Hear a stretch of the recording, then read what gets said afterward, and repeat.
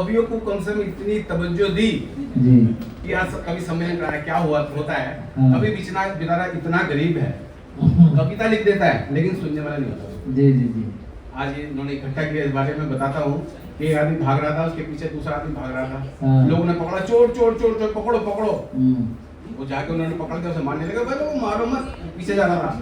बोले कोई चोर नहीं है। हाँ। बोला हम दोनों कवि हैं। इसने अपनी कविता सुनाई और जब मेरा नंबर आया तो भाग गया।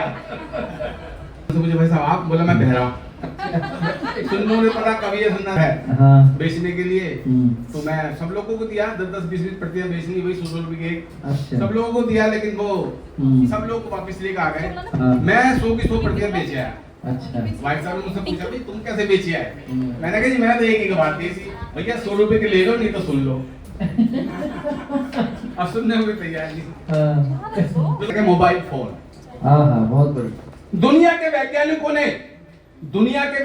ने जोड़कर सारे तंत्र, फूंक कर सारे मंत्र किया तैयार एक ऐसा यंत्र जिसे हाथ में लेकर हम स्टाइल में रहते हैं। और दोस्तों उसे हम मोबाइल फोन कहते हैं। मोबाइल फोन कहते हैं। और मित्रों इस यंत्र को मोबाइल फोन कहते हैं। इस यंत्र ने माना कि हमें आपको सारी दुनिया से जोड़ दिया, हमें आपको सारी दुनिया से जोड़ दिया, पर मानो न मानो इसने अपनों से नाता तोड़ दिया। इसने अपनों से नाता तोड़ दिया। Very good, अगर बहुत पीछे अच्छा। पसंद आए भाई साहब जो आप बहुत थोड़ा अच्छा। आराम से आप पानी वानी पीजिए, पानी में कोई दिक्कत नहीं, पानी में भी पीऊंगा, बीच में हो सकता है लंबी हो जाए तो कविता।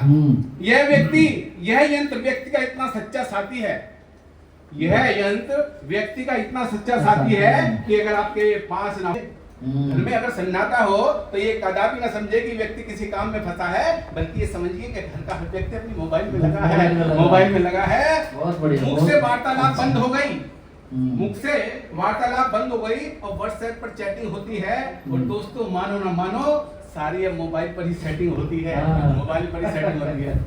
अभी तो आगे आएगा आनंद। भाई साहब पीछे आवाज आ रही है आपको?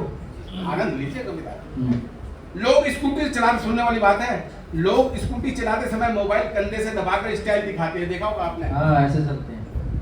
कंधे से दबाकर स्टाइल दिखाते हैं और इसी स्टाइल के चक्कर में अक्सर टूट जाते हैं और कुछ तो बेचारे ऊपर चले जाते हैं। और देखिए सुनने वाली बात है, कुछ लड़कियां भी यहाँ पे है कि लड़कियों के सारे होश और आवाज इस मोबाइल में खो गए। लड़कियों के सारे होश और आवाज इस मोबाइल में खो गए और सेल्फी के चक्कर में लेते लेते इनके मुंह टेढ़े हो गए। देखो आप कैसे लेती हैं सेल्फी।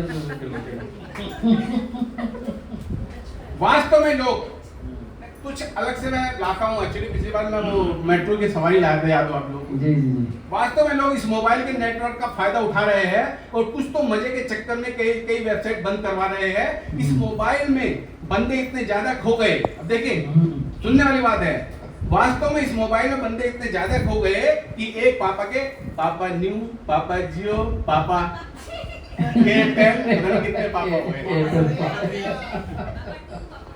ओके, पापा 1 पापा 2 भी है।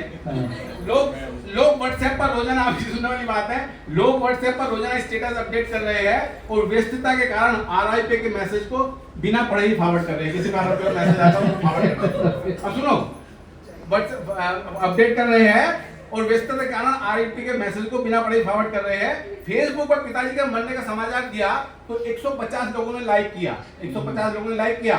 उसमें से 10 ने पूछा हाउ और 140 ने कहा वाओ। पढ़ाई नहीं क्या है, पिताजी का फोटो देखा, वाओ क्या स्मार्ट पिताजी है। यह यंत्र, अब ये थोड़ा सुनने लगा भाई साहब, उधर आपकी बात कर रहा हूँ। यह यंत्र माहिर है झूठ बुलवाने में। अब ये सुनने वाली बात है सभी के लिए, सभी झूठ बोलते हैं इस मोबाइल को लेकर के। यह मत माहिर है झूठ बुलवाने में। बंदा होता है रसोई में और बताता है मैं खाने में। बंदा होता है रसोई में, बताता मैं खाने में। ये यंत्र बोलता भी है, खोलता भी है। एक दिन फोन आया, मेरे बेटे ने उठाया, बोला पापा नहा रहे हैं आप कौन? बोला पापा नहा रहे हैं आप कौन? वह थोड़ी देर रहा मौन और फिर बोला मैं बोल। फिर बोला मैं बोल। बेटा बोला भाई सुबह सुबह क्यों दिमाग खा रहा है? इसमें तो आपका नाम गंजा लिखा रहा है।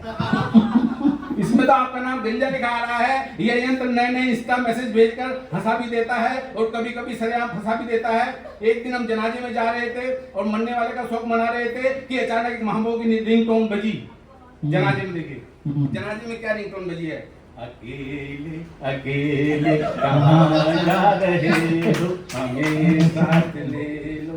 मित्रों, ये ऐसा एक बार नहीं हुआ। इस रिंगटोन ने, इस यंत्र के इस तरह की रिंगटोन ने दिल को छुआ। सुबह 6 बजे, अब ये सुनने वाली बात, थोड़ा पानी मिल जाएगा? पानी तो वही। थोड़ा पानी दे दो। बस थोड़ा। सुबह 6 बजे जैसे ही दुल्हन की डोली उठाई, एक दूल्हे के फोन से रिंगटोन की आवाज आई, दिल में छुपा के प्यार का तूफान ले चले, आज हम अपनी मौत का सामान ले चले। खतरनाक, खतरनाक है यह मोबाइल दीवाना। इस मोबाइल का दीवानापन कितना सच्चा हो गया कि एक दिन मजे मजे में एक महिला का बच्चा खो गया। एक दिन मजे मजे में एक महिला का बच्चा खो गया। गूगल पर सर्च करो, डाउनलोड करो, डाउनलोड करो, डाउनलोड करो। हालांकि इस यंत्र में आज कैलकुलेटर, कैमरा, घड़ी, रेडियो सब कुछ एक कर दिया, सारी चीज मिला दी एक नहीं, सेकंड लगते हैं कुछ भी करने के लिए। और दोस्तों, इसने हमारे मन का सुकून और चैन हर लिया। इस मोबाइल युग के बच्चे सबको भाते हैं, क्योंकि वे अभिमन्यु की तरह पेट से ही मोबाइल के सारे सिस्टम सीख कर आते हैं। पेट से ही मोबाइल के सारे सिस्टम सीख कर आते हैं। माँ बच्चे की हर जिद को भाप लेती है, माँ बच्चे के हर चीज को भाप लेती है। और आज जब बच्चा रोता है तो उसके हाथ में दूध से पहले मोबाइल थमा देती है, मोबाइल थमा देती है। दोस्तों, पहले सहजता थी, शादी की थी, बंदगी थी, ये व्हाट्सएप, इंस्टा और फेसबुक नहीं थे तो जिंदगी थी, जिंदगी थी। आज मैं दावे के साथ बात कहता हूं कि यदि 1947 से पहले मोबाइल, व्हाट्सएप, फेसबुक और इंस्टाग्राम होता तो इंसान न जाने क्या क्या होता। लोग व्यस्त रहते, लोग इतना व्यस्त रहते और सब देश मेरा कभी आजाद ना होता, कभी आजाद ना होता। सुनने वाली बात है दोस्त, इतने व्यस्त रहते। अंत में दोस्तों, आपको मैं आगाह करना चाहता हूं कि इस मोबाइल के निरंतर इस्तेमाल से आपकी याददाश्त और आंखों की रोशनी खो जाएगी, निरंतर इस्तेमाल से। सुनने वाली बात है। अंत में दोस्तों, मैं आपको आगाह करना चाहता हूं कि इस मोबाइल के निरंतर इस्तेमाल से आपकी याददाश्त और आंखों की रोशनी खो जाएगी और आने वाले दिनों में दिमाग और आंखों के डॉक्टरों की पोमारे हो जाएगी। सबसे ज्यादा इनकी मरीज मिलेंगे।